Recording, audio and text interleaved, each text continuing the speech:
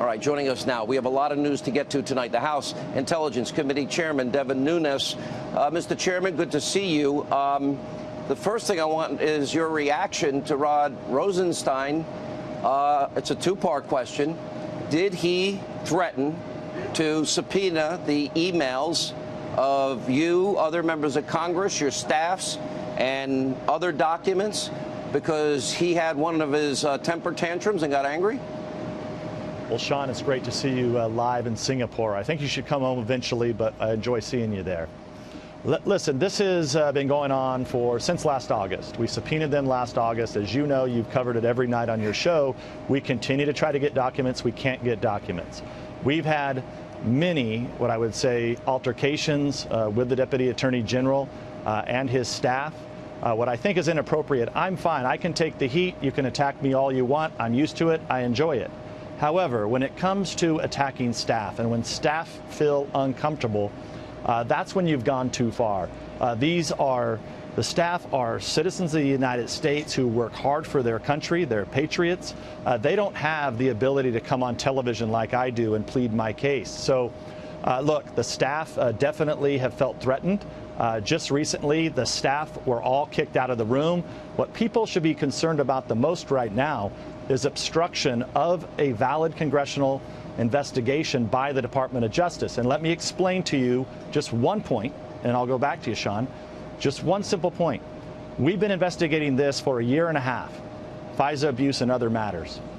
We now are at the end. We need documents to actually get to the bottom of what actually happened in this situation. They now, just in the last weeks, have kicked out the staff, the lead investigators on this.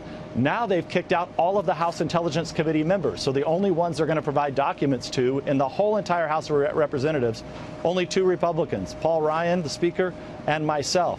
This is totally unacceptable.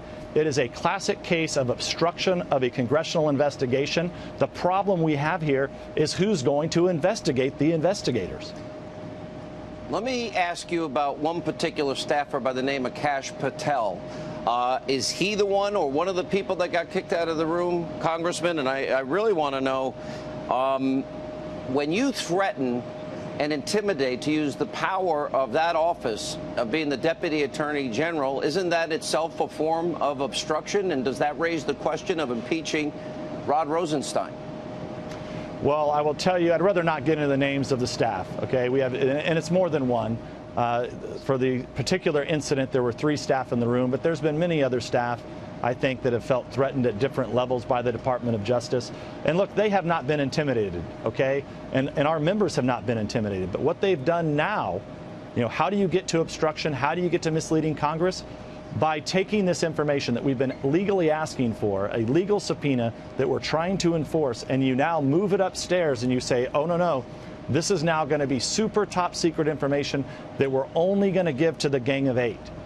Okay, that's what's happening here. That people in America should be alarmed. This is a way to hide information not only from the American people, but to their congressmen and to the staff that work for people. Congressman, how do you possibly get it?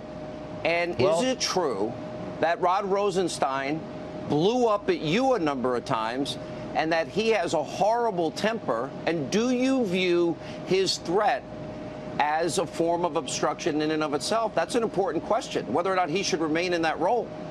Well, let me answer the first part. First of all, I can't do psychoanalysis on Rod Rosenstein. What I can tell you is that the behavior is unacceptable.